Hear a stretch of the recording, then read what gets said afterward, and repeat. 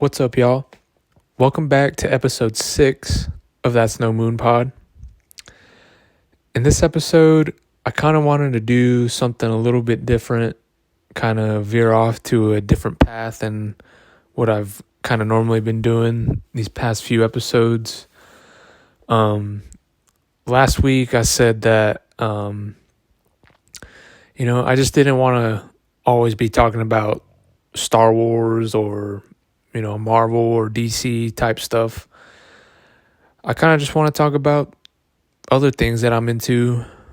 Plus, it's kind of been a slow news week with, obviously Christmas just passing by. So yeah, there's not too much news-wise to talk about when it comes to Star Wars or Marvel or DC, any kind of stuff like that. So in today's episode, I wanted to talk about UFOs or UAPs, as they like to call them now. Just kind of dive deep a little bit into the whole extraterrestrial topic. I'm sort of a noob when it comes to the whole, ufology type topic. I'd like to think I know a fair amount of knowledge when it comes to, the past and all the UFO sightings and reports and stories throughout the years, like going all the way back to Roswell in 1947, the famous flying saucer crash that took place. I just kind of want to talk about my thoughts on the whole UFO alien landscape and how it is nowadays. And my beliefs and what I think is really going on with the topic. I'm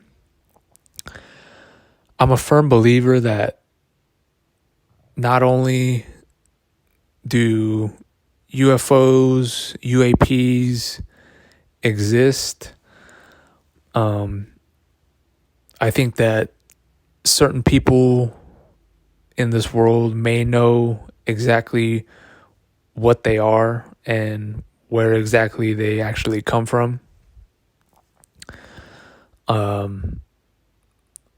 I don't necessarily think that it's, little green, gray creatures from another planet, star traveling throughout the galaxy and somehow ending up here. I think that may have something to do with it in some cases, but for the most part, I think what people are seeing in the skies that they can't explain, I feel like more often than not, there is some kind of logical explanation to them. And if you're a skeptic in the UFO community, I think there's a lot of good reasons to be a skeptic. Because obviously there's going to be people out there that are, just ops and they want to, fabricate certain scenarios and make it seem like there's something in there or something out there that's not really there or may have an actual explanation to it besides it being a extraterrestrial vehicle. But the ones that can be explained are not the most interesting. It's the ones that can't be explained are the ones that are the most intriguing. Recently, there was a bill that just got passed that allowed certain people and certain agencies and companies to come forward about knowledge of extraterrestrial crafts and just certain top secret knowledge that they may have been sitting on, but weren't allowed to come public with it because their reputation, their careers, and their livelihood would be at risk if they decided to come forward with certain information. But now that this bill has passed to somewhat protect those people and those companies, hopefully now more people will start rolling out different information that they know, without fearing for their lives, pretty much. That's always been, I think, the main reason why, there's been so few credible individuals to come forward and to actually talk about this subject, because they're afraid that their lives may get ruined if they decided to do so. It's always been a fear-based type of subject where, not only is it, people talking about extraterrestrial life possibly coming to our planet and flying around, jumping in the waters, flying at high speeds near our own military aircraft and commercial aircraft, abducting people. If you're one of those people that believes in alien abductions, I personally believe that in certain cases, not only have people been abducted, but they've been implanted with some kind of tracking, or maybe have been given some kind of knowledge on, exactly who it was abducting them. There's just been countless of stories of people being taken into spacecrafts and being operated on, or being shown certain planetary systems, and just firsthand accounts of people, not just Americans, but all around the world, of people reporting being abducted by aliens, or just seeing UFOs and UAPs flying around their area. And with all that, obviously comes the skepticism and the people that want to shun this topic and these people from what they've experienced, and just kind of, throw it under the rug and act like it never happened. But, when you tell someone that has had an experience with UFOs or any type of extraterrestrial, telling them just to sweep it under the rug and act like it never happened is just dumb. That's just not an option for these people that have gone through these experiences. Like I said at the beginning, we all know about the Roswell flying saucer crash. They reported a flying saucer crashing in the desert. There's been multiple witnesses who were on the scene, military personnel who, had firsthand glimpses of it, got their hands on some of the debris, took it home to their family, showed them what it was, and came back the next day. The Army Air Force backtracks on the flying saucer report and says it was a weather balloon, and has these military personnel pose in front of pictures of weather balloons and have them sent out to the public to make it seem like that's all it was, just a weather balloon. But this is the kind of stuff that has just been happening with this topic since the dawn of time. They don't want certain information getting out to the public to be true, when if you just have an open mind and really kind of just try to understand why they wouldn't want us to actually know what is going on and what it would mean for humanity if we all knew that not only are we not alone, but we haven't been alone for as long as anyone can remember. And when people, the skeptics, or just anyone that tries to act like none of this is real or act like none of this has ever happened before, I think it's just really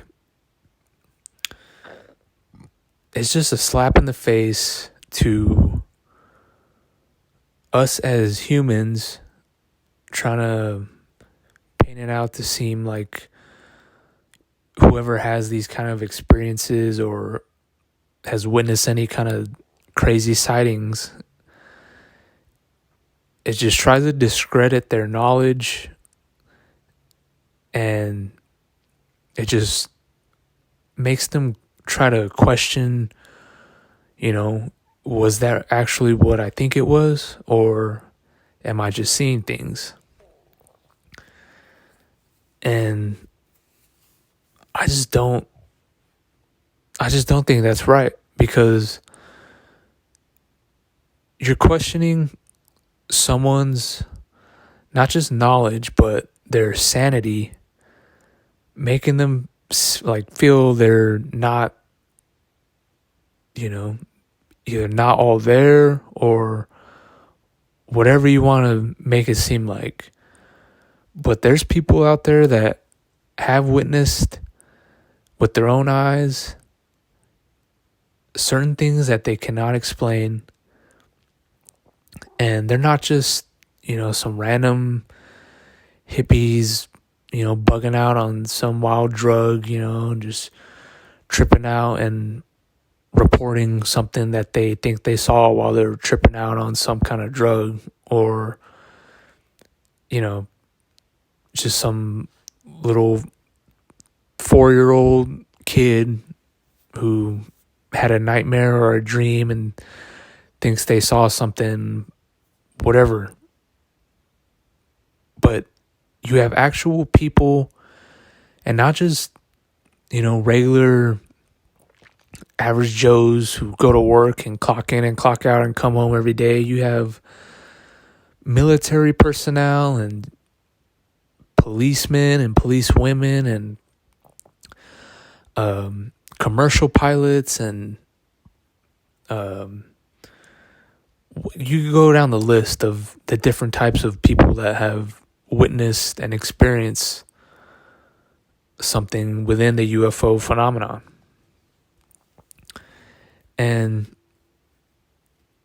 when you try to discredit those type of people, the trained military pilots, the trained commercial pilots, or, police officers, or whatever you want to, those type of people have a keen sense on what they're looking at and what they're seeing.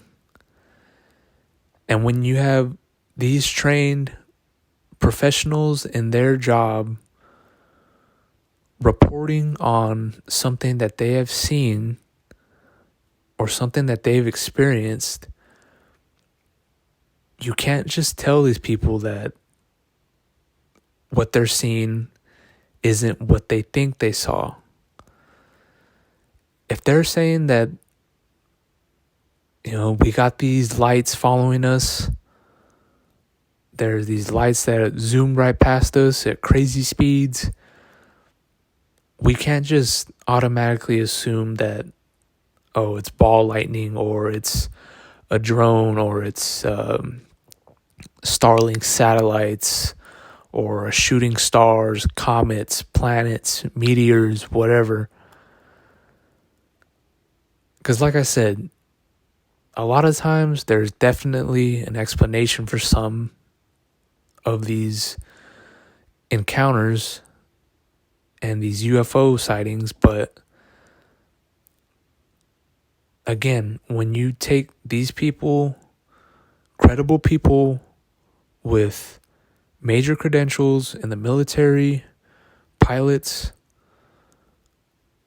any type of these individuals who say they've seen something, you gotta treat it as if they're telling the truth and not just shun away what they think they saw just because they want to protect some kind of secret that they know someone is hiding. And if this certain information were to get out, it would do what? Like, honestly, what would be the worst thing if any of this were to get, not only debunked, but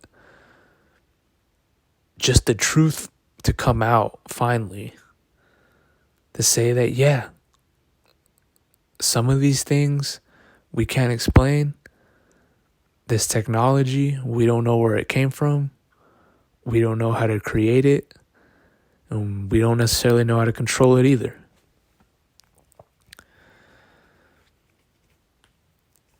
And even just the regular people, the normal day-to-day, average Joe individual, I don't think anyone can really become famous or get some sort of clout from, coming out and be like, hey, I saw a UFO, or, I got abducted by aliens, this and that. That's not what, that's just not how it works.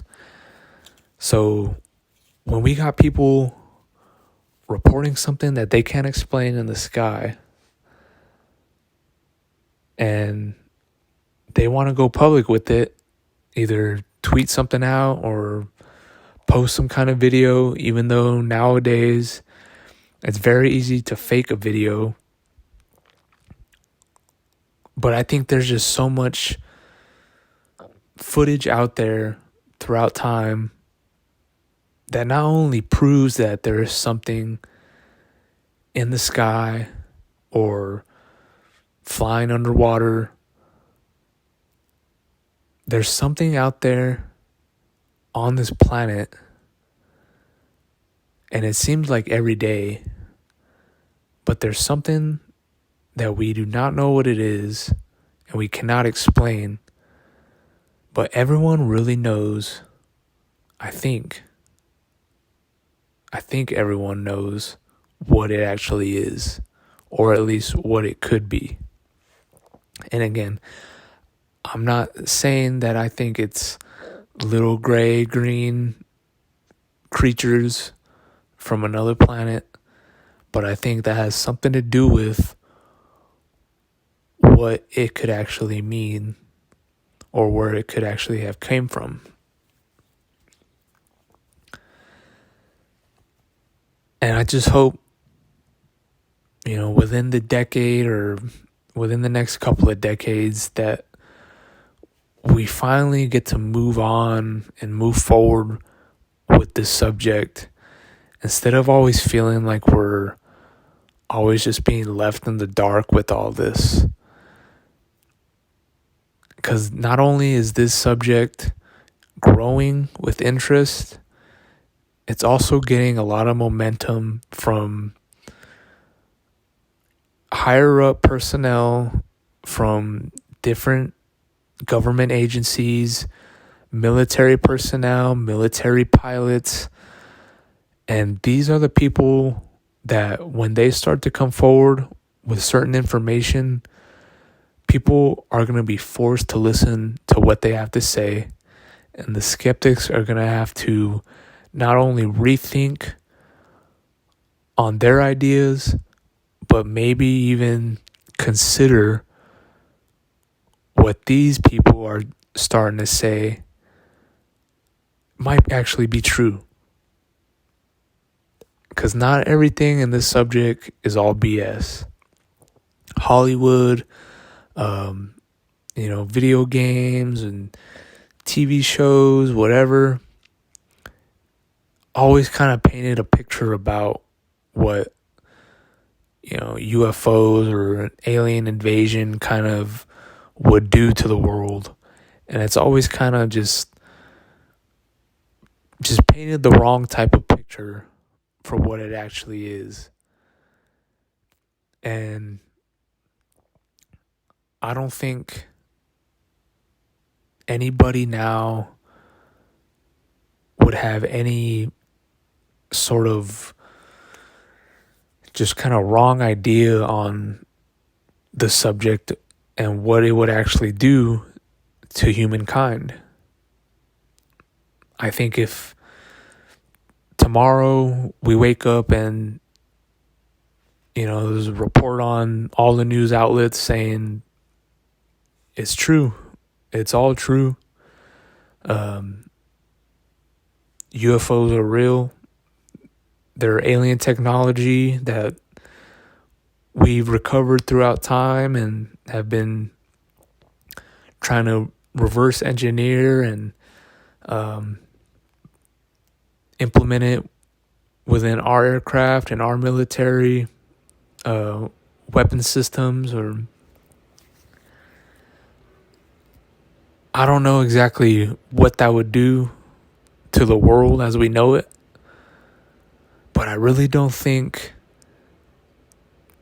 it'd be what they think it is or what it could be if they actually came out and said it was real.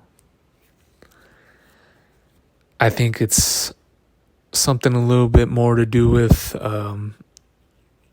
certain people's wallets, certain companies' wallets. If there's some crazy technology that could, make aircraft seem weightless and produce their own gravity force field and not having to use, gasoline or oil or any type of propulsion system that we use today, I think that would hurt a lot of, big companies' wallets. And those companies' wallets share their money with a lot of government projects, and a lot of different agencies have ties with these certain groups. And I think the main reason for them not wanting to come forward with all this information is because that's pretty much it. They don't want their friends' wallets getting hurt. And, right now they all just have to be on the same team and be against the public on what we want to know. I think people are tired of being treated like, we're not capable or ready to understand what is talked about behind closed doors within this subject. I think people are tired of just feeling like, we're crazy, or we're here to make things up to go viral on the internet, or whatever you want to say. But yeah, this has been going on since I think way before Roswell. and it's continued on all this time. But I think hopefully now, as the years go on and more credible people within our government or within certain agencies with high-end credentials, I think the more that those type of people start to come forward, it'll open up the floodgates and more people will start to share their experiences. And people like Bob Lazar, or people like the Navy pilots who chased the Tic Tac UFO or the gimbal UFO. Those type of people will have a certain impact on all of us, and like I said, it'll just open everything up for more people like that to come forward and talk about their experiences. I don't know. I kind of just been rambling on, but this is just one of those subjects that I've always been interested in. It's something that I like to talk about, but can't really go too in depth with a lot of people about, because like I said, it's just one of those subjects where after a while you keep talking about it, the more and more you have to say, it kind of seems like you're way in too deep maybe. But like I said, I don't think that's any of our fault. I think it's the people controlling the information behind closed doors' fault. But that's not going to stop us or anyone else from talking about it, because that's how we all move forward. But yeah, I think I'll end this episode with that. I'd love to hop back on here and kind of continue on this conversation. I feel like there's a lot more I'd have to say. And hopefully next time there's some other info that comes out, and maybe some new sightings or new personnel that come forward, and we'll have some more information to talk about. But yeah, that's been episode 6 of That's No Moon Pod. I appreciate y'all tuning in.